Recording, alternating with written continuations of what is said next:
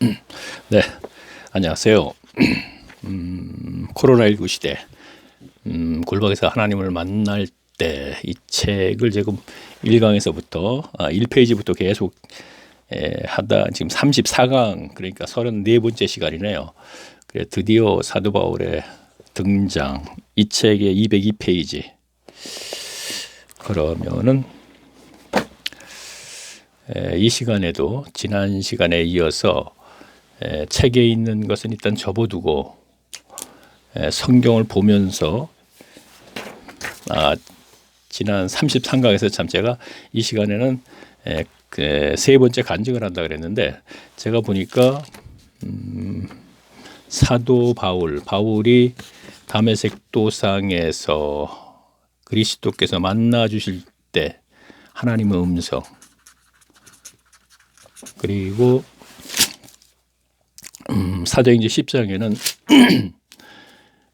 고넬료, 가이사라의 그 백부장 고넬료가 베드로를 통하여서 이제 성령 받고, 그런데 그때 베드로가 오니까 이런 얘기를 하죠. 저기 사도행전 10장 18, 29, 30절에 고넬료가 가로되 나흘 전에 이맘때까지 내 집에서 제9시에 기도하는데 호련히 한 사람이 빛난 옷을 입고 내 앞에 서서 그랬거든요. 그래서 이 빛난 옷이 천사예요. 제가 앞에서 이제 첫 번째 간증과 두 번째 간증을 들으신 분은 아시겠지만, 저희 간증에서 저 역시 천사와 하나님의 음성에 체험이 있으니까 이 시간에 하겠다고 했어요. 그러면 지금 이 시간에 제가 그러니까 34번째 시간 하겠다고 했는데, 이 시간에는 한번 바울과 고넬료에 대해서 알아보고 다음 시간에 제가 간증을 하겠습니다. 자, 그러면 사도행전 9장을 제가 보겠습니다. 201페이지.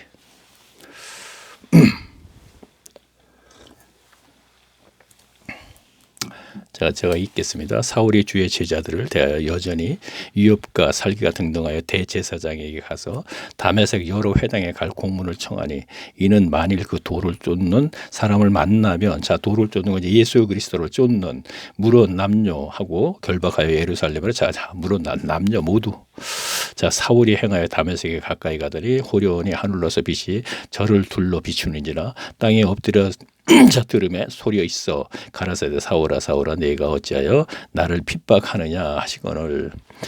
5절 대답하여 주여 뉘시오니까 가라사대 나는 네가 핍박하는 예수라. 6절 네가 일어나 성으로 들어가라. 행할 것을 내게 이를 자가 있느니라 하시니, 길에 가던 사람들은 소리만 듣고 아무것도 보지 못하여 말을 못하고 섰더라. 자, 이것은요, 다메섹 도상에서 그 다메섹 성에 들어가서 이제 그 그리스도 교인들이 스데반 집사가 순교를 하자 흩어졌죠. 이제 그들을 또 잡으러 간 거예요. 지금요, 다메섹 입구에 가서 그 도로변에서 그리스도께서 만나 주시는 거죠. 그런데 이제 이 상황을 보면 이렇게 돼요. 여기에서 여러 사람이 지금 사울이 그 다메섹 성으로 들어가는데, 이제 거기에서 지금 만나게 되는 거거든요. 그러면 사울아 사울아 네가 어찌하여 나를 핍박하느냐, 이 얘기는 분명히 사울에게 큰 음성으로 들렸을 거예요. 이거는 제 경험, 그렇죠, 경험으로 얘기하는 거예요. 들렸을 거예요. 그런데 대답하여 주여 뉘시오니까 이렇게 얘기하는 거는 사울이 마음속으로 했을 거예요. 틀림없이 거의 그랬을 거라 저는 생각을 합니다. 여기서 큰 음성이 그 머리 위에서 들리는데, 그 사울이 큰 소리로 이렇게 뉘시오니까 묻지는 않았다고 생각합니다. 대답하여 주여 뉘시오니까 가라사대, 예수님께서 이제 나는 내가 핍박하는 예수라, 이건 또 마음속으로 하는 것이 아니고 음성으로 들렸을 겁니다. 그리고 6절 보니까 내가 일어나 성으로 들어가. 그러니까 여기서 뉘시오니까 하는 걸 마음속으로 했다 이런 얘기입니다. 그러면 많은 사람들이 갔지만 사울에게만 들렸을 거예요. 그런데 사실 저도 그렇게 알고 있었는데 제가 문장을 자세히 보니까 그 문장은 또 그렇게 되어 있지 않아요. 자, 7절 볼까요? 같이 가던 사람들은 소리만 듣고 소리를 들었다 그랬거든요. 아무도 보지 못하여. 무엇을 보지 못해요? 예수님을요? 말을 못하고 섰더라 그랬단 말이에요. 그러면 한 5명이 갔다고 하면은 사울아 사울아 한 얘기는 들었다는 얘기 5명이 지금 이 문자적으로만 보면은 그렇죠. 그러면 듣고 아무도 무엇을 보지 못했다는 얘기죠. 보지 못한 건 사울도 보지 못했죠. 그렇죠. 그래서 저는 제 경험에 의해서 얘기한다면은 5명이 갔는데 사울아 사울아는 바울만 들었고 나머지를 듣지 못했고 그리고 뉘시오니까는 사울이 마음속으로 분명히 물었을다 이런 얘기예요. 그다음에 예수님께서 계속 연결됐다 이렇게 생각을 한번 해보고 왜 제가 이렇게 얘기했냐면은 제가 간증을 내일 이제 저 다음에 하면 제 경험에 얘기하는 거예요. 이걸 뭐라고 표현을 못 하겠어요 지금요. 제가 평상시에 이 구절의 이 장면은 그렇게 생각을 하고 있었거든요. 근데 제가 문장을 자세히 보니까 개혁성경이든 제 건요. 자세히 보니까 그것도 내용이 그렇지 않아요. 보통 같이 가던 사람들은 소리만 듣고 아무도 보지 못하였다. 그럼 사울도 보지 못했죠. 그럼 사울은 그러면 하나님을 뵀다는 건가요? 그건 아니잖아요. 그렇죠? 그럼 마주 앞에 서서 이렇게 말씀하신 거 아니잖아요. 지금 보게 되면 뭐였다. 저 사울이 행하여 담에서 가까이 가더니 호련히 하늘로서 빛이 저를 둘러 비춰. 그러니까 예수님의 그 모습이 빛으로 나타나신 거예요. 하늘로서 빛이 저를 둘러 비추니 밝게 비친다. 그러니까 비치는 상태에서 사울아 사울아 그 음성이 크게 들렸다는 얘기입니다. 엄청나게 크게도 들렸을 거예요. 그러나 사울밖에 못 들었어요. 그 소리는 누구도 듣지 못한다는 얘기입니다. 그래요. 제가 간증을 하고 할 적에 제가 이제 그 파리한장의 외침 제가 2000정도 돼 쓴 책에 이제 그 부록으로 간증을 다 적어놓은 게 있거든요. 그럼 그걸 읽으면서 제가 또 그 당시에는 그러한 상황들을 제가 성경적으로 깨닫지 못한 부분들도 있으니까 또 설명을 해가면서 한번 또 이제 하겠습니다. 자, 그 다음에는 이제 아나니아가 이제 그 사울을 이제 보호해주고 뭐 그런 부분이 있으니까 그거는 우리가 설교 시간에 많이 들었으니까 쭉 내려가서 14절을 보겠습니다. 여기서도 주의 이름을 부르는 모든 자를 결박할 권세를 대제사장에게 받았나이다 하거늘 주께서 가라사대 가라 이 사람은 내 이름을 이방인과 임금들과 이스라엘 자손들 앞에 전하기 위하여 택한 나의 그릇이라. 그러니까 아나니아가 지금 자 보세요. 10절 보니까 그때 다메섹에 아나니아라 하는 제자가 있더니 이렇게 됐죠. 주께서 환상 중에 불러 가라사대 아나니아야 하거늘 대답하여 주여 내가 여기 있나이다. 그러니까 다소 한 사람의 사울이라 하는 사람을 찾아가서 쭉 기도 중이다 뭐 이런 얘기가 나오지 않습니까? 그러니까 아나니아가 하는 소리가 다메섹에서도 주의 이름을 부르는 모든 자들을 그리스도인들을 결박하여 권세를 대제사장들에게 받았나이다. 자, 잡을 수 있는 그러니까 권세 그러니까 결박할 수 있는 권세. 뭐 오늘날로 얘기하면 검찰이나 이제 경찰 됐대 그런 이제 권세다 이런 얘기입니다. 그렇죠? 이해를 돕기 위해서 이렇게 얘기를 한다면은 그래서 주께서 가라사대 가라 이 사람은 내 이름으로 자 그러니까 이방인과 임금들과 이스라엘 자손 앞에 전하기 위하여 그러니까 이방인 전도자로 택한 나의 그릇이다 그랬습니다. 갈라디아서요. 잠깐 볼까요?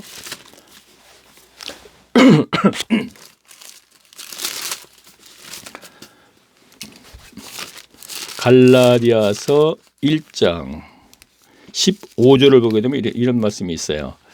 자, 바울이 직접 얘기하는 겁니다. 그러나 내 어머니의 태로부터 나를 택정하시고 은혜로 나를 부르시니가 어머니 태로부터니까 이미 어머니 뱃속에서부터 이방인을 전도자로 택정받았다 이런 얘기예요. 그렇죠? 그다음에 16절 보면 그 아들을 이방에 전하기 위하여 그 아들은 누구예요? 그리스도죠. 하나님의 아들 그 아들을 이방에 전하기 위하여 그렇죠? 이방인들에 전하기 위하여 그러니까 여기에서 보면 그리스도께서 하신 말씀이 뭐라 그러느냐 하면은요. 아까 아나니아에게 어디 있죠? 아니죠. 자, 그러면 아나니아에게 이렇게 얘기를 합니다. 주께서 가라사대 가라 이 사람은 자 사울을 얘기하는 거예요. 나중에 바울이죠. 내 이름을 이방인과 임금들과 이스라엘 자손들 앞에 전하기 위하여 택한 나의 그릇이라 그랬습니다. 그러면 그것을 바울이 본인이 뭐라고 그랬냐면 나는 어머니 태로부터 이방인의 전도자로 택함 받은 택정 받았다 그랬거든. 그럼 택하면 맞는 얘기 같은 얘기죠. 그러면 제가 여기서 왜 이걸 자꾸 얘기를 하느냐 하면은 이방인의 전도자로 택정 받은 건 누구나 다 아는 얘기입니다. 웬만한 교인들은. 그럼 왜 자꾸 얘기하냐면 이렇게 택정 받고 택함 받은 것이 이런 구절을 가지고 창세전 구원론을 얘기할 수 있거든요. 보통 하시는 분도 계십니다. 지금요. 보면은 택함과 택정이 이렇게 나오게 되면 근데 이거는 이방인의 구원자로 이방인의 전도자로 택함을 받은 사람이에요. 이미 어머니 태로부터. 그러니까 하나님께서는 이방인의 전도자로 사울이라는 그 사람을 이미 예정해 놓으셨다 이런 얘기죠. 그 사울의 어머니 태로부터.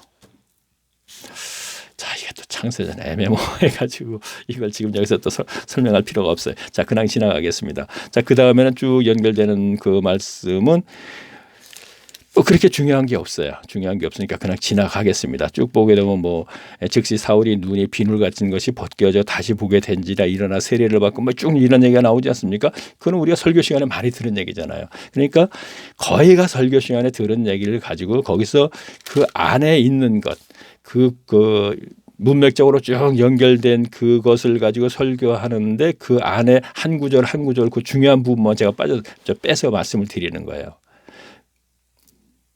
자, 그럼 계속 보겠습니다. 제가 그러면 여기에서는요, 제가 그래요. 자, 여기서부터 좀 봐야 되겠네요.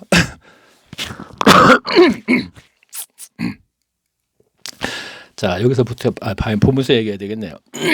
즉시로 각 회당에서 예수의 하나님을 이심을 전파하니. 자, 여기서 잠깐만요. 자, 18절부터 제가 보겠습니다.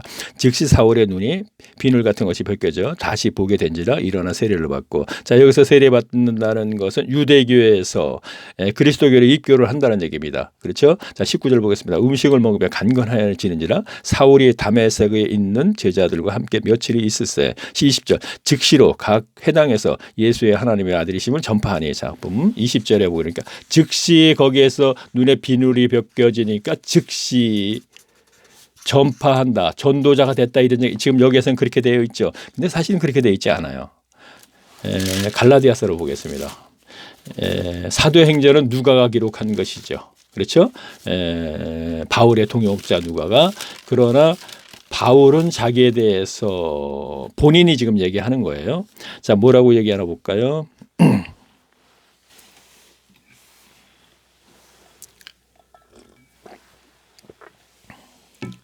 자, 제가 있습니다.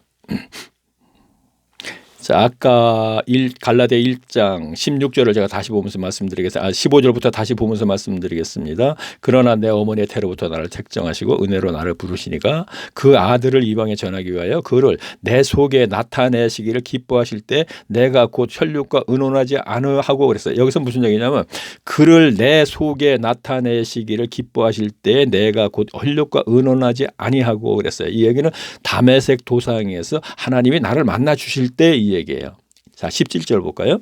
또 나보다 먼저 사도된 자들을 만나려고 에루살렘으로 가지 아니하여. 그러니까 다메섹 도상에서 그리스도를 만났을 적에 누구하고도 의논하지 않았다는 얘기예요. 혈육과 의논하지 않고 내가 그리스도를 만났다고 에루살렘으로 사도들을 만나러 가지도 않았다 이런 얘기예요. 그러면서 뭐라 하냐면 아니하고 오직 아라비아로 갔다가 다시 다메섹으로 돌아왔느라 그래요. 그러니까 18절 볼게요. 그 후 3년 만에 내가 게베를 신방하려고 에루살렘에 올라가서 저와 함께 15일을 유할세 이렇게 됐습니다. 상황을 얘기할게요. 다메섹에서 그리스도가 만나주니까 아무와도 의논하지 않고 홀로 아라비아로 갔다 그랬어요. 자, 제가 이걸 책 정리할 때 뭐라고 했냐면 아마도 시내산으로 갔을 것이다 그런 얘기를 했어요. 시내산을 알고 있잖아요. 구약 성경을 잘 알고요. 모세가 시내산에서 율법 받고 그랬으니까 거기 아라비아거든요. 거기에 가서 3년간 있다가 다시 다메섹으로 돌아왔다 그랬어요. 3년간 무엇을 했냐면 계시로 무엇인가를 많이 배웠을 것입니다. 그렇죠? 3년간 있다가 다시 돌아왔어요. 그런데 사도행전에서 누가는 어떻게 기록을 했냐면 이렇게 기록을 했네요. 그렇죠. 자, 아까 즉시 사울의 눈에 비늘 같은 것이 벗겨져 다시 보게 된지라 일어나 세례를 받고 음식을 먹이며 강건해진지라 사울이 다메섹에 있는 제자들과 함께 며칠 있을세 즉시로 각 회당에서 예수의 하나님을 아들이심을 전파하니. 그렇죠? 그러니까 자기 사울은 분명히 다메섹에서 만나서 아무와 의논하지 않고 아라비아로 갔다가 3년 만에 다시 다메섹으로 돌아왔다 그랬거든요. 그런데 여기에서는 그냥 거기서 다메섹 도상에서 그리스도를 만난 이후에 아나니아가 그를 데려와서 치료해 주니까 바로 눈이 밝아져서 다시 이제 그 음식을 먹고 몸이 강건해져서 바로 거기서 뭐 전파했다 이렇게 기록이 돼 있어요. 그러면 사도행전에서만 가지고 이어지면은 갈라디아서하고 사도행전하고 같이 이어서 우리가 이해를 해야 돼요. 그렇죠? 그 얘기를 제가 하려고 그러는 거예요. 다시 볼게요. 그러면요. 듣는 사람들이 다 놀라 말하되 이 사람은 예루살렘에서 이를 부르는 사람을 잔해하던 자가 아니냐. 자, 3년 만에 돌아와서 지금 이제 복음을 전하는 거예요. 그게 이제 결과가 나오는 거예요. 여기 온 것도 저희를 결박하여 대제사장들에게 끌고 가고자 함이 아니냐 하더라. 사울이 힘으로도 예수를 그리스도라 증거하며 다메섹에 사는 유대인들을 굴복시키니라. 자, 굴복시켰다는 것은 유대교에서 그리스도교로 아니면 그들에게 성경으로서 뭐가 이긴 자다 뭐 이렇게 되는 게 있었죠. 어디엔가 그 아볼로가 그러니까 그렇게 이제 굴복시켰다 우리가 이렇게 보면 되겠죠. 자, 여기 유대인들은 디아스포라 유대인이지만 거의 서기관들의 실력 정도는 되는 사람들이에요. 성경으로서요. 자, 그러면 여러 날이 지나면 유대인들이 사울 죽이기로 공모하더니 자, 다메섹에서 일어나는 일이에요, 지금요. 그 계교가 사울에게 알려지니라.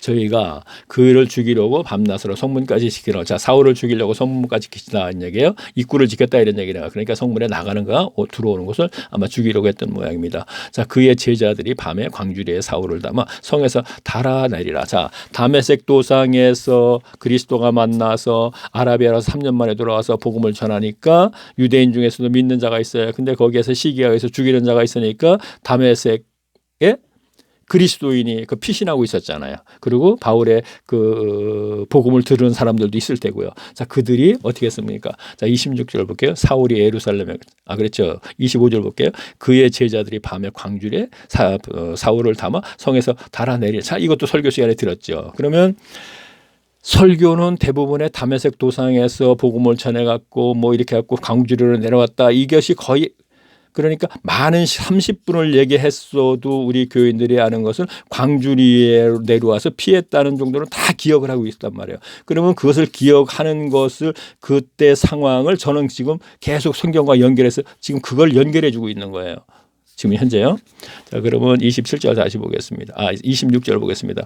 사울이 예루살렘에 가서 제자들을 사귀고자 하니 다 두려워하여 그의 제자 됨을 믿지 아니하니. 자, 사울이 예루살렘으로 온 거예요. 이제 다메섹 도상에서 광주리에 내려왔고 피신해서 예루살렘으로 왔거든요. 자, 그럼 저는 책에다 뭐라고 했냐면 사울이 다메섹에서 복음을 전하자 그들이 죽이려고 그러니까 왜 예루살렘으로 왔겠어요? 그렇죠? 그 예루살렘에 오면 더 위험할 수도 있잖아요. 근데 예루살렘으로 왜 왔냐면 사울은 다메섹에서 그리스도를 만나주니까 3년간 무엇인가 계시로 배워서 그래서 그를 갖다가 복음을 전하니까 막 먹혀 이게 쉽게 표현해서 먹히니까 이제는 예루살렘 더 큰 곳으로 가서 전도하라는 모양이구나. 하나님을 만나본 사람들은 이러한 과정이 있어요.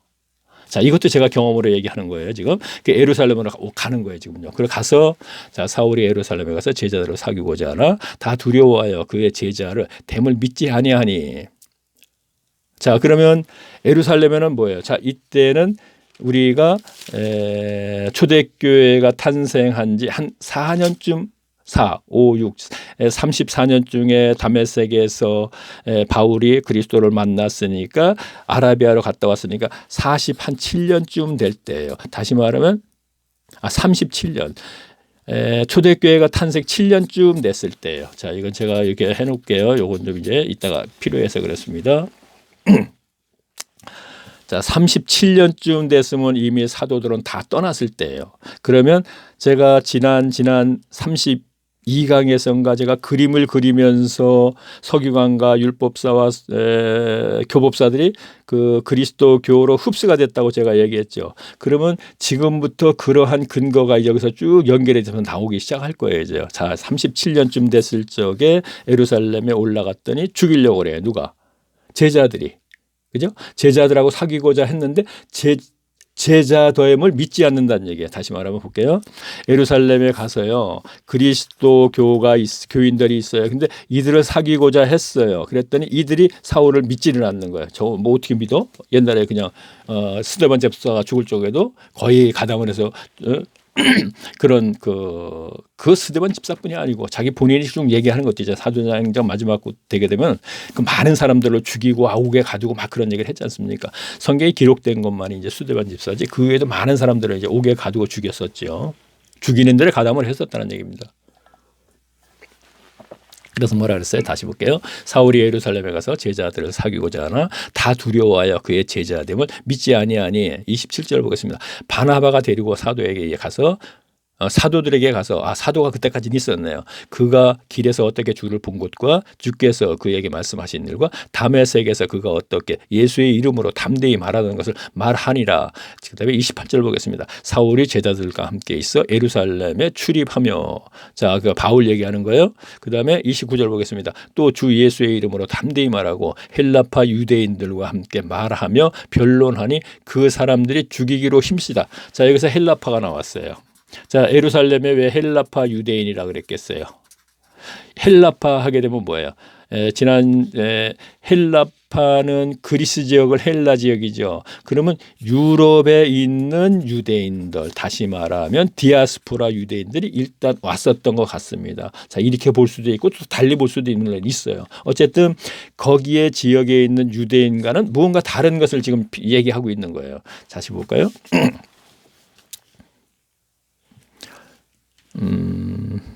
조금 전에 자, 사울이 또 예수가 말하니 변론하니 그 사람들이 그래요. 자, 29절이요. 또 주 예수의 이름으로 담대히 말하고 헬라파 유대인들과 함께 말하며 변론하니 그 사람들이 죽이려고 힘쓰거늘. 자, 30절 보겠습니다. 형제들이 알고 가이사라로 데려오고 내려가서 다소로 보내니라. 자, 우리요. 제가 지도를 좀 자주 그리죠. 이제 좀 자주 그리게 될 겁니다.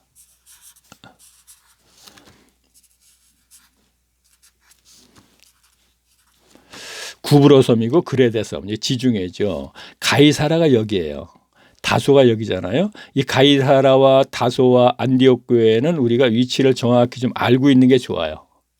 예. 근데 여기 예루살렘이거든요. 그래서 제가 잠깐 그렸어요. 그러면 예루살렘에서 가이사라로 가서 다소로 보냈다 그랬거든요. 다소로 보낸 이후에 사울의 기록은 일단 한 8년 정도 없어요. 7년에서 8년. 이 기간을 저는 다소에서 연단 기간이다 이렇게 생각해요. 지금요.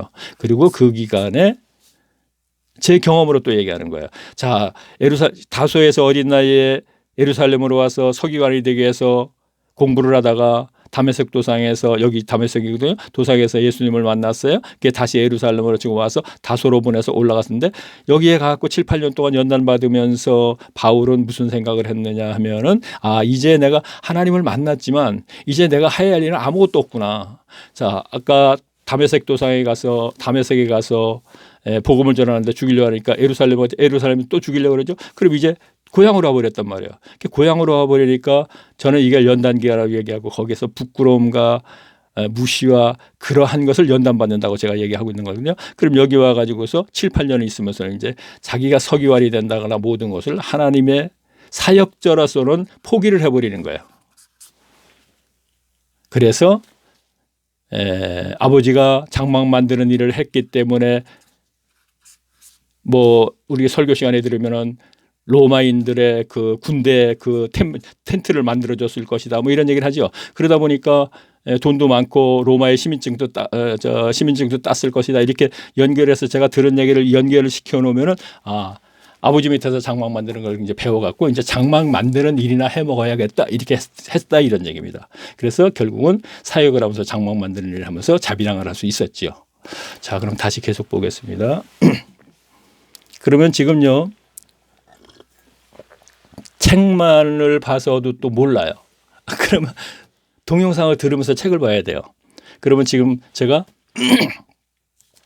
다시 보면서 제가 말씀드릴게요. 자, 30절 보겠습니다. 형제들에게 알고서 가이사라 데리고 와서 다소로 보내니라. 그리하여 온 유대와 갈릴리와 사마리아 교회와 평안하여 든든히 서가고 주를 경외함과 성령의 위로에 진행하며 수가 자, 보세요. 주를 경외하였다 그랬죠. 자, 경외라는 단어가 또 어디서 나오냐면 모리아산에 가서 아브라함이 이삭을 드릴 적에 뭐라고 여호와 하나님이 그러자면 이삭을 제물로 드리지 말라 하면서 뭐라 그러시냐면 이제야 내가 나를 경외하는 줄 알겠다 그런 얘기를 했어요. 예배 아니죠. 그렇죠. 경외는 뭐예요? 뭔가 이렇게 두려워하고 뭐 그러니까 두려워하고 존경한다 뭐 이런 뜻이죠. 그렇죠? 두려워하고 존경한다. 그러면 하나님을 두려워하고 존경하는 거란 말이에요. 그러면 그게 뭐죠? 섬김이 되는 것이죠. 이게 맞는 것이지 오늘날의 예배 시간 예배가 맞는 것은 아니에요. 분명히 아니죠. 예배 제사를 지라고 의식을 주셨지만 이 제사는 의식만을 행하는 것에 본 의를 우리가 깨닫고 무엇인가 하라는 것이지 그 의식만을 하라는 것은 아니었거든요. 자, 여기서 이제 예배로 가서 또 얘기할 필요는 없으니까 제가 얘기 안 하겠습니다. 다른 저에서 많이 했으니까. 자, 그러면 오늘 많이 좀 지저분해졌네요. 지금 그렇게 어렵진 않은데 머릿속에 있는 걸 갖다 연결을 시키는 건데 지금 그렇게 그래. 이 32절 보겠습니다. 자, 이제 사울은 빠졌어요. 이제 기록이 안 돼 있죠. 그래서 이제 베드로가 나오는 거죠. 때에 베드로가 사방에 두루 행하다가 룻다에가 자, 그러니까 여기서는 또 얘기할 필요 없어요. 왜냐하면은 요바에 가서 다비다라는 사람을 갖다가 죽었는데 살렸다 뭐 이런 얘기 나오는 거죠. 그렇죠? 요바라는 곳에 가서 자, 요바는 어디냐면은 예루살렘이죠. 요쯤 되는데 그러니까 요쯤 되는 데서 환상을 봤어요. 가이사라의 백부장을 찾아가라 그런 얘기를 했단 말이에요. 그래갖고 가이사라로 이제 올라간 거예요 지금요. 자, 여기에서 다비다가 나오고 그런 게 나오는 거예요. 그러니까 사도행전 9장 32절서부터 10장까지 그 사이에 자, 이것은 그러면 굳이 여기서는 뭔가 저로서는 할 이유가 없어요. 어차피 설교 시간에 다 들은 얘기고 여기에서 어떤 심오한 뜻은 아무것도 없어요. 꼭 알아야 할 이유도 없고요.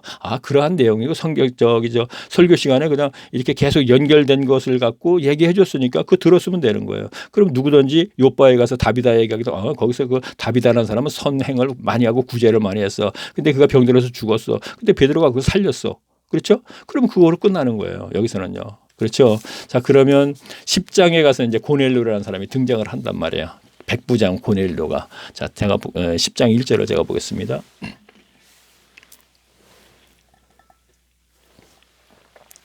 자, 가이사라의 고넬료라는 사람이 있으니 이탈리아 오늘은 이태리죠. 이태리라 그러나 이태리 하는 군대의 백부장이니라. 로마에 있는다고요. 그가 경건하여 고운 집으로 더불어 하나님을 경외하며 백성들을 많이 구제하고 하나님께 항상 기도하더니 하루는 구시에 되어 한상중에 밝히 보매 하나님의 사자가 들어와 가로되 고넬료야 하니 고넬료가 주목하여 보고 두려워 가로되 주여 무슨 일이니까 천사가 가로되 네 기도와 구제가 하나님 앞에 상달하여 기억하신 바 되었거늘 네가 지금 사람들을 요바로 보내어 게드로라는 사람을 시몬을 청하라 그랬습니다. 자, 보세요. 여기 가이사라인데 여기에서 백부장 로마 군인이죠. 100명의 이제 그 부하들을 거스리는 그 군인이다 이거야. 그 오늘날로 따지면 아마 중대장 좀 되겠죠. 그러면 환상에 보여요. 이가 어떻게 하다 보니까 그리스도를 믿게 된 거예요. 그리스도를. 그래서 9시에 오후 3시 예수님 운명하신 시간입니다. 그 시간에 기도를 막 항상 했었던 거예요. 그리고 기도도 많이 하고 물론 구제를 많이 했어요. 가난한 자들을 많이 돕고 이렇게 했더니 하나님께서 천사를 보내서 요바에 베드로가 있으니까 이를 불러들여라 이렇게 얘기했단 말이에요. 사람을 들여서. 그래서 올라가는 거예요. 베드로도. 이렇게 올라갈 적에 뭐 그릇이 내려와서 비몽사몽하게 왔더니 뭐 그것은 뭐 먹어라 먹지 말라 뭐 이런 얘기 있지 않습니까? 자, 이거 설교 시간에 들었으니까 제가 또 얘기할 필요가 없어요. 그거 해봤자 그거 하려면 1시간 걸려요. 그거 다 하려면 설교 시간에 30분 걸리듯이. 그러니까 저는 할 필요 없으니까 그냥 넘어갑니다. 그렇게 해가지고 어떻게 됐느냐면은 요바에서 베드로가 이제 가이사라에 왔어요. 만났어요. 자, 그러면 제가 보겠습니다. 자, 25절 보겠습니다. 자, 제가 22절 하나 더 보고 보겠습니다. 저희가 대답하되 백부장 고넬료는 의인이요 하나님을 경외하는 자라 그랬죠. 제가 예배하는 자가 아니죠. 분명히 경외하는 자. 분명히요. 두렵고 두려움으로 하나님을 존경한다. 존경하고 두려워한다. 뭐 이렇게도 얘기할 수 있겠네요. 그게 맞네. 참 존경하고 두려워한다. 자, 그럼 계속 보겠습니다. 이튿날 가이사랴에 들어가서 고넬료가 일가와 가까운 친구들을 모아 기다리더니 자, 베드로를 불렀습니다. 마침 베드로가 들어올 때 고넬료가 맞아 발 앞에 엎드려 절하니 자, 절한다는 건 무슨 얘기야? 26절을 보겠습니다. 베드로가 이렇게 가로되 일어서라 나도 사람이야 하고 자, 보세요. 베드로가 겸손을 나타내는 것 같네요. 베드로가 들어오니까 백부장 군대 백부장인데 베드로 앞에서 넙죽 절을 하는 발 앞에 엎드리는 거예요. 왜 그랬을까요? 황제가 그때 신이잖아요. 그러니까 베드로가 신을 취급해 주는 거예요. 그랬더니 베드로가 뭐래? 나도 사람이다 그러지 않습니까? 난 신이 아니다 이런 얘기를 하는 거죠. 26절 더불어 말하자 베드로가 일으켜 가로되 일어서라 나도 사람이라 하고 더불어 말하고 들어가 여러 사람들이 모인 것을 보고 이르되 유대인으로서 이방인을 교제하는 것과 가까이 하는 것이 위법인 줄 너희는 알거니와 하나님께서 내게 지시하나 아무도 속되지. 자, 무슨 얘기입니까? 그러니까 베드로는 유대인이죠. 유대인이 이방인들과 교제하고 가까이 하는 건 분명히 이거는 유대법에 분명히 위법이란 말이에요. 위법인데 하나님께서 가라 그래서 왔다 이런 얘기입니다. 하나님께서 내게 지시하사 아무도 속되다 하거나 깨끗지 않다 하지 말라 하시. 자, 그 음식이 뭐 광주에서 내려와 갖고 먹으라 그랬더니 제가 어떻게 먹겠습니까? 그러니까 뭐 쭉 얘기가 나오지 않습니까? 설교 시간에 든 얘기 하겠습니다. 자, 계속 볼까요?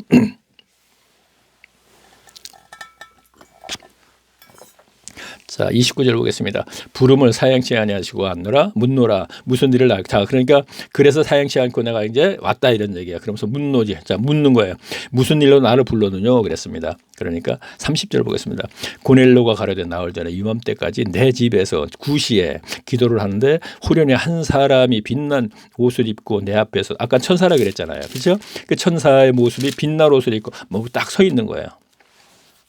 자, 이거는 분명히 환상이 아니에요. 천사가 이렇게 서 있는 거예요, 그냥. 잘못하면 또라이 되는데 이거 이 시대에 이거 전부 다 지금 보면은 설교 시간에 이거 환상이라고 전부 얘기하지 않습니까? 그분들은 그렇게 얘기할 수밖에 없어요. 자기가 경험이 없으니까. 그렇죠? 경험이 있으면 그렇게 얘기 안 해요. 제가 보세요. 그러면 다시 한번 볼게요. 고넬료가 가로되 나흘 전에 이맘때까지 내 집에서 제 구시에 기도를 하는데 호련히 한 사람이 빛난 옷을 입고 내 앞에 서서 말하되 고넬료야 하나님이 내 기도를 들으시고 내 구제를 기억하셨다. 자, 하나님께서 그렇게 얘기하셨다 이거예요. 천사가 그렇게 전해주는 거예요. 그럼 이거 환상이 아니잖아요. 근데 경험이 없으면 그걸 환상이라고 얘기해 버린단 말이에요. 그러면 앞에 쭉 올라가서 초대교회 탄생 때 베드로가 옥에 갇혔을 때 천사가 옆구리 꽝꽝 쳤을 때 그건 또 천사라고 얘기한단 말이에요. 그러면 베드로는 천사고 사도니까 천사고 그러면 여기에 지금 고넬료는 천사가 환상인가요? 이런 차이를 두면 안 된다는 얘기죠. 분명히 사람을 놓고 차이를 두거든요. 지금 그래서 차이가 두기 때문에 그러한 결과의 설교가 나온다는 얘기죠. 옆구리 꽝꽝 쳤을 때 베드로는 사도이기 때문에 천사가 나타나서 그랬구나. 그러면 이 고넬료는 이거 고넬료는 백주병이고 이거 사도도 아닌데 이거 평신도 그런 사람인데 뭐 천사가 진짜 나타났을까? 어찌 보면요. 천사 자체도 실질적으로 나타나는 것 자체도 믿는다는 게 쉽지는 않아요. 솔직한 얘기지. 그렇죠? 그렇지 않습니까? 자, 그럼 계속 보게요. 말하되 고넬료야 하나님이 내 이름을 들었으니 내 구제를 기억하으니 사람이 오빠에 보내요. 베드로와는 시몬 쭉 이제 거기서 나오겠습니다. 계속 나오면서 자, 제 주석 성경을 가지고 한다 그랬죠. 21년 쓰는 건데 지금 보면 딱 보니까 소제목 딱 해갖고 34절 사이에 34절 베드로의 설교 이렇게 됐어요. 자, 스드변 집사도 보면 설교 이런 얘기 하죠. 그러면 개혁 성경을 만드신 분들도 전부 다 목회 계통이니까 목회자의 설교를 베드로와 연결시키고 마치 이래서 이것이 하나님의 말씀이 되는 거예요. 그런데 실질적으로 그 내용은 하나님의 말씀이 아니기 때문에 변화되는 게 없다는 얘기죠. 단 변화돼요. 심령의 변화 생긴다는 얘기는 하나님을 닮아간다는 거거든요. 하나님은 닮으면 뭐죠? 국률, 자비, 인애가 나타나야 된다는 것이죠. 그런데 교회를 가면은 교인마다 국률, 자비, 인애는 점점 멀어져요. 교회 중심적이기 때문에. 왜냐 교회에서 모든 것을 하기 때문에 그러는 건 아니에요. 교회 중심적이기 때문에 종교인이 됐기 때문에 종교인은 국률 자비 인하고 점점 멀어지는 거예요. 왜죠? 종교인은 또 얘기해야 되네. 이왕 얘기 나왔으니까 또 얘기할게요. 자, 율법주의자라 그러죠. 이들은 율법주의자는 분명히 율법을 고수하는 사람들이죠. 의식을 고수하니까 의식만을 행하는 것이에요. 근데 이들이 독사의 자식들이니까 하나님과 끊어졌다 이런 얘기잖아요. 그러면 끊어졌어요. 그러면 종교행위주의자, 의식에 의한 종교행위가 그것도 끊어지는 거예요. 끊어지면 어떻게 돼서 율법주의자가 성정에 의해서 신앙생활을 하듯이 종교행위주의자 성정에 의해서 신앙생활을 하다 보면 성정의 소유욕과 탐심이 있으니까 하나님 저 이거 받고 저 뭐 주세요. 뭐 주세요 하게 되는 그렇지 않아도 그렇게 되는 것을 갖고 자꾸 또 충동질을 한단 말이에요. 왜 충동질을 해요? 그들도 그 선에 있기 때문에 그러는 거예요. 그 선에 있기 때문에. 왜? 그들도 하면서 계속 종교행위를 하고 있지 않습니까? 종교인을 전락했기 때문에 그런 현상이 일어난다 이런 얘기입니다. 그렇다면 종교인이나 율법주의자나 전부 다 긍휼과 자비가 인하가 점점 멀어진다는 얘기를 제가 했습니다. 분명히. 어디서 한번 우리가 확인해 볼까요? 자, 그럼 여리고성에 자, 율법사가 왔어요. 율법사가 물었습니다. 이웃사랑이 누구예요? 무엇을 기준, 이웃사랑의 기준을 좀 가르쳐 주세요. 그랬더니 사마리아와 지금 저 강도 만난 사람 얘기하는 거예요. 지금 누가복음에. 그랬더니 예수님이 뭐라 해요? 여리고성에 가다가 강도 만난 사람이 쓰러져 있었어. 그런데 제사장은 그냥 모른 척하고 갔어. 레위인도 모른 척하고 갔어. 근데 사마리아 사람이 그를 구제했어. 이런 얘기를 해요. 그럼 여기서 제가 사마리아 사람 얘기하려는 것이 아니고 제사장도 그냥 갔어. 레위인도 그냥 갔어. 이게 무슨 얘기예요? 제사장은 뭐예요? 그때 당시에 유대교의 지도자죠. 그는 바로 율법주의자라는 얘기예요. 계속 종교 행위만 의식만 행하다 보니까 긍휼도 모르니까 자비를 베푸지 못한다 이런 얘기를 하는 거예요. 근데 이걸 갖고 율법의 피를 보면 어쩌고 이거 다 해당이 안 되는 얘기예요. 예수님이 얘기하시고자 하는 얘기는 너희 율법주의자 너희들 독사의 너희들은 계속 의식만 행했던 그것이 종교 행위이기 때문에 그런 사람들은 긍휼 자비인의 하나님의 성품을 닮을 수가 없다 이것을 나타내 주는 거예요. 자, 여기서 좀 다른 얘기도 잠깐 갔습니다. 제가 여기서 얘기 안 하려고 했던 건데 얘기가 이제 이어지니까 제가 얘기했습니다. 자, 그럼 다시 한번 볼까요? 자, 38절을 제가 한번 보겠습니다. 하나님이 나사렛 예수에게 성령과 능력을 기름 붓듯 하셨음에 자, 이것은 가르침이지 베드로의 설교가 아니에요. 자, 설교가 아니고 가르침입니다. 자, 우리가 복음서에 보게 되면 예수님이 계속 가르치다 나오죠. 예수님이 설교했다는 얘기 나온가요? 설교라는 단어를 굳이 여기다 집어넣을 필요가 없는 거예요. 자, 베드로의 가르침이 지금 가르치고 있는 거예요. 자, 보세요. 곧 요한이 그 세를 쭉 하면서 하나님이 나사렛 예수에게 성령과 능력으로 기름 붓듯 하시매 저가 두루 다니시며 착한 일을 행하시고 마귀에게 눌린 모든 자를 고치셨으니 이는 하나님이 함께 하셨습니다. 자, 그러면서 쭉 얘기 나오는 거예요. 우리는 유대인의 땅과 예루살렘에서 그의 행하신 모든 일을 증인이라. 증인이 뭐야? 직접 본 것이죠. 우리가 법정에 가서 증인 뭐야? 직접 확인한 것을 얘기하는 거잖아. 그러면 같이 있었기 때문에 분명히 십자가에 돌아가심과 같이 3년만 공생에 이러니까 증인이 되는 거예요. 근데 이 증인을 갖다가 함부로 막 갖다 연결해 갖고 권능을 받고 증인을 사도행전 그 1장에 쭉 보면 그걸 갖다 나에게 자꾸 연결시키고 그렇게 하는 건 옳지 않다는 얘기죠. 어떻게 보면 그냥 보겠습니다. 그러면서 41절 다시 또 증인을 또 얘기해요. 모든 백성에게 하신 것 같이 아니요. 오직 미리 택하신 증인 곧 죽은 자 가운데서 일어나신 후 모시고 음식을 먹으려 우리 하신 것이니라. 자, 증인 또 나왔어요. 자꾸 증인이라는 얘기를 많이 합니다. 베드로가요. 자기가 직접 본 거 그 얘기하는 거예요. 42절 보겠습니다. 우리를 명하사 백성에게 전도하되 하나님이 산자와 죽은 자의 재판자 쭉 나오면서 중요한 것은 이쪽이에요. 자, 44절을 제가 보겠습니다. 206페이지죠. 10장. 베드로가 이 말할 때 성령이 이 말할 때 성령이 말씀을 듣는 모든 사람에게 내려오시며 자, 모든 사람이라 그랬습니다. 자, 제가 이거를 얘기하려고 그랬어요. 모든 사람. 자, 지금 고넬료 찾아갔죠. 근데 그 식구들이 있었어요. 누구겠어요? 고넬료 부하도 있겠죠. 그렇죠? 고넬로로 말미암아 모든 사람이 지금 구원의 길을 가고 있게 되는 거예요. 고넬로로 말미암아 물론 고넬로의 영향을 받아서 부하들도 고넬로와 같은 신앙생활을 했겠죠. 물론 그렇죠? 그러니까 제가 뭐라 그러죠? 코로나 때문에 예배당 예배가 온전치 못할 때는 온라인 예배로 한들 뭐가 달라지겠느냐 이런 얘기예요. 종교에서 벗어날 게 없다 이런 얘기예요. 그 행위는 그대로 연결되니까 그러니까 그거 하지 말고 그 시간에 골방에 들어가서 우리가 하나님을 만나는 것을 갖다 기도를 많이 해서 만나지 못했잖아요.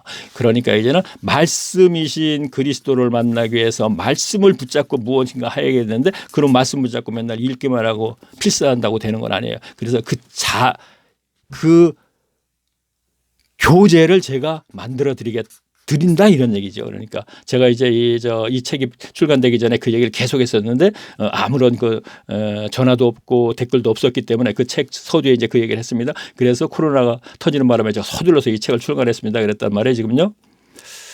자, 그러면 그렇죠. 뭐 그대로 얘기할게요. 이 책과 성경과 동영상을 들으시면서 시간을 보낼 때 하나님이 임하시면 그 가정이 또 모든 사람이 되듯이 된다 이런 얘기를 하는 것입니다. 제가. 그래서 제가 기회다 앞에 동영상에서 이 얘기를 좀 했었죠. 자, 계속 읽어볼까요? 베드로가 이 말할 때 성령의 말씀을 듣는 모든 사람에게 내려오사 베드로가 함께 온 할례 받는 신자들이 이방인들에게 성령 부어주심을 인하여 자 그러니까 베드로하고 할례 받은 자 유대인들 같이 왔잖아요. 그러니까 이방인에게 성령 부어주심이 놀라는 거죠. 그러니까 베드로 자신도 놀랐을 거예요. 그렇죠? 자, 이는 방언을 말하며 하나님의 자 방언을 말했다 그랬죠. 자 어디에서 보면 예언도 한다 그래서 자 성령을 받은 것을 그때 방언으로 가시적으로 나타내 보이는 거예요. 아, 저 사람 방언하니까 아 성령 받았구나. 예언하니까 아 성령 받았구나.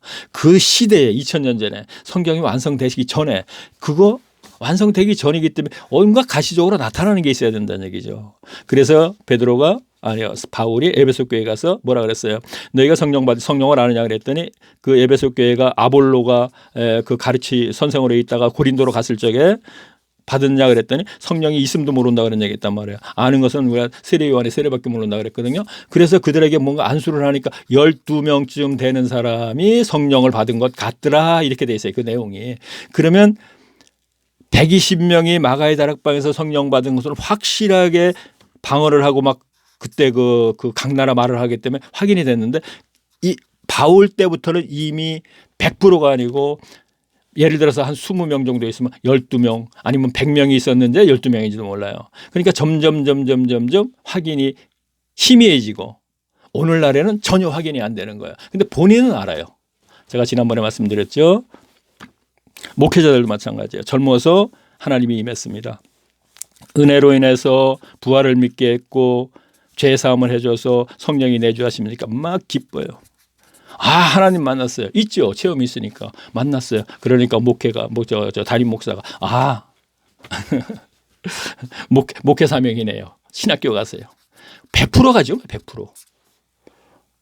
저는 다행히 안 갔네요. 그래서 저는 54세에 찾아주신 걸 얼마나 고마운지 모르겠어요. 54세니까 내가 가서 뭐하나 이제. 연다 다 받고 나갔고 보니까 60이 다 갖고 왔는데. 그렇죠? 그러면 그래서 젊어서 안 오셔서 너무나 고맙다고 제가 계속 그래요. 지금 속으로요. 자 보세요. 역시 우리가 교인들도 마찬가지예요. 은혜로 부활을 믿게 했습니다. 죄 사함을 해줬어요. 성령 받았어요. 막 기뻐요. 진짜예요. 저 바람 불어서 풀폭 꽃만 흔들려도 막 기쁘고 막 그냥 우리 집사람이 하는 얘기예요. 그 표현이. 그래요? 그런데 교회 갔어요. 처음에는 그렇지 하여튼 교회 갔어요. 그랬더니 거기서 종교인을 전락시켜 버렸어요. 기복신앙을 만들어 버렸어요. 옛날에 기쁨은 다 사라져 버렸어요. 그러면 목회자도 마찬가지예요. 신학교 갔더니 계속 어떻게 됐어요? 기쁨 다 사라지고 뭐가 있어요? 재물. 이제 대형교회 얘기합니다. 중대형교회도 이제 재물을 얘기하고 권력. 자, 권력은 영적 권력. 교인들 앞에서 명예. 이거는 정확한 거죠. 교인들 앞에서 군림하는 거. 어찌 사탄이 이걸 그냥 놔두겠습니까? 자, 계속 보겠습니다. 46절 볼까요? 이는 방언을 말하며 하나님 높임을 들음이라. 이에 베드로가 그러되 이 사람들이 우리와 같이 성령을 받았으니 누가 능히 물로 세례를 자, 물로 세례 받는다. 그래서 유대교에서 아니죠. 그리스도인으로서 그들 그리스도교로서 이제 입교를 시키는 것이죠. 명하여 예수를. 자, 그러니까 이건 거꾸로 됐어요. 물세례 받고 성령 세례 받으니까 성령 세례 받고 이제 그 입교 이제 그리스도로 명하여 예수 그리스도의 이름으로 세례를 주라 하니라. 저희가 베드로에게 주길래 더 유하게 자 그러면은 그다음에 이제 그 베드로가 예루살렘에 올라갔더니 그 할례자들이 유대인들이죠. 그때부터 이제 어떻게 이방인들이 그렇게 될 수 있느냐 하니까 이제 하나님이 하시는데 내가 어떻게 하느냐 이렇게 쭉 나오는죠. 자 그러면 이때가 AD 40년쯤 됐대요. 아까 제가 몇 년이라고 그랬죠? 37년이라고 그랬죠. 자 이때가 40년쯤 됐을 때예요. 자, 40년 제가 뭘 얘기냐면 10년이 지났어요. 초대교회. 그랬더니 지금 무슨 일가 뭐 11장 볼게요. 유대에 있는 세도라가 형제들이 이방인들에게 사람에게 말씀을 받았다음을 듣었더니 베드로가 예루살렘에 올라갔을 때 할례자들이 힐난하여, 자, 할례자는 유대인들 얘기하는 것이죠. 힐난한다는 건 뭐예요?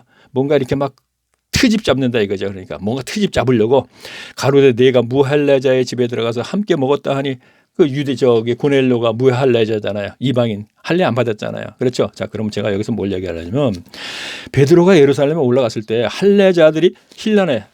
자, 베드로가 올라갔는데 할례자들이 유대인들이죠. 유대인들이 베드로가 초대교회 때 대장인데 어디 감히 이들이 그리스도인이라면 거 갖다 트집 잡으려고 하겠어요. 다시 말하면 120명에서 거기서 저 총회장 하면 야고보죠. 지금 야고보가 아니란 말이에요, 지금요. 그러면 할례 받은 유대인들이 베드로에게 무언가 트집을 잡으려고 그런다면 뭔가 힘이 있다는 얘기거든요. 이들이 바로 교법사, 율법사, 앞에서 얘기했죠. 서기관들. 그냥 자연스럽게 거기서 흡수가 되어버렸다는 얘기예요. 그래서 교인들이 그들을 믿으니까 권력이 생겨버린 거잖아요. 권력이라는 게 뭐예요? 국민의 권력이 정치가들, 저 국회의원이나 대통령 권력이 어디서 나와요? 국민에서 나오죠. 마찬가지예요. 교인 수가 많으면 그 목회자가 권력이 생기는 거죠. 교인 수가 많으면 표도 많으니까 정치가들도 꼼짝 못하고 거기 가서 아니 뭐 어디 언제 보니까 뭐 대통령도 뭐 어디 교회 가서 뭐 안수 받고 뭐 예배 참석하고 그래요. 그거 뭐 얘기할 거 뭐 있습니까? 그 뭐 세상에 속한 교회들이 다 그렇죠.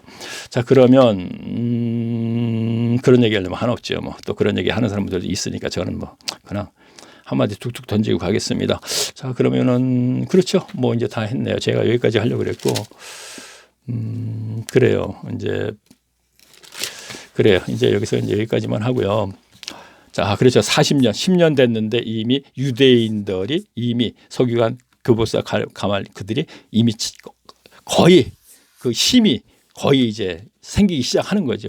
그러더니 사도행전 15장 가면은 그때가 한 10년이죠. 한 18조쯤 됐을 때요. 그때는 완전히 100% 장악을 해버렸어요.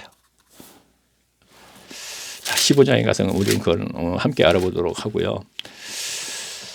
자, 그러면은 자, 미리 말씀드릴게요. 자, 그냥 미리 말씀드리는 게 아니고 이제 제가요. 이제는 제가 이제 이 파리한 양의 외침을 제가 2000년도 하나님이 저를 찾아주신 이후에 제 평신도가 6년 만에 신학교도 안 가고 누가 성경 공부 한 번도 안 해봤어요. 그런데 성경 오직 중심으로 평신도가 평신도를 부르짖습니다. 어디 감히 이런 책을 쓰겠습니까? 물론 그때도 자, 그러면 물론 이것도 이제 제가 이제 자비를 들여서 을지로 가서 만들어서 이제 천권을 만들어서 교인들하고 이제 드렸는데 아직도 뭐 여기 한 책거저에 쫓는 거 다 찾으면 한 100권은 나오겠네요. 자, 그러면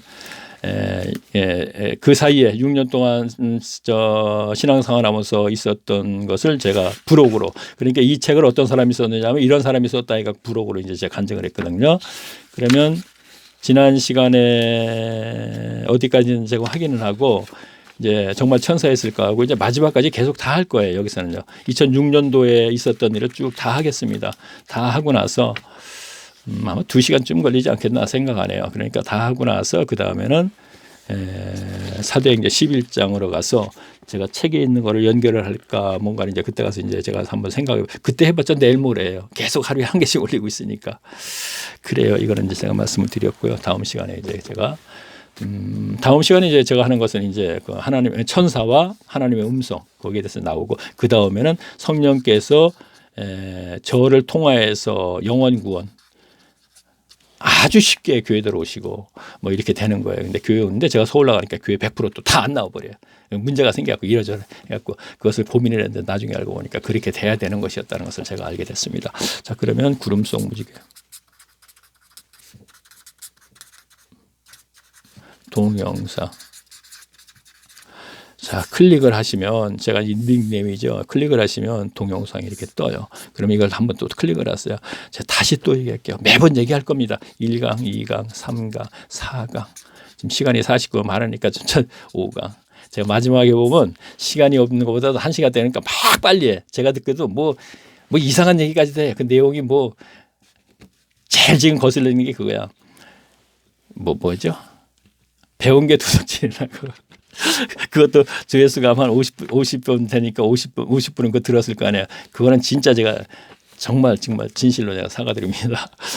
그거 지금 코로나 시대에 이런 상황이니까 뭔가 목회자님들 좀 이렇게 좀 뭔가 이렇게 상황에 맞고 뭔가 목회를 다시 좀 고민하면서 좀 달리할 수 있는 방법 찾는 게 좋지 않느냐 이런 얘기를 했어요. 그래서 하는 얘기가 배운 게 도둑질이라 그것만 고수할 건 아니지 않느냐 이런 얘기를 해버렸습니다.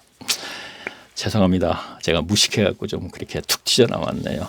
자, 용서해 주시고. 자, 그러면 다음은 34강이니까 그거는 1강, 2강이 아니에요. 제 간증이니까 이제 그냥 강으로 들어가지 않고 다음에 아마 2시간 정도 이제 제가 간증을 계속 연결해서 자, 올리겠습니다. 자, 다음 시간에 뵙겠습니다. 안녕히 계십시오.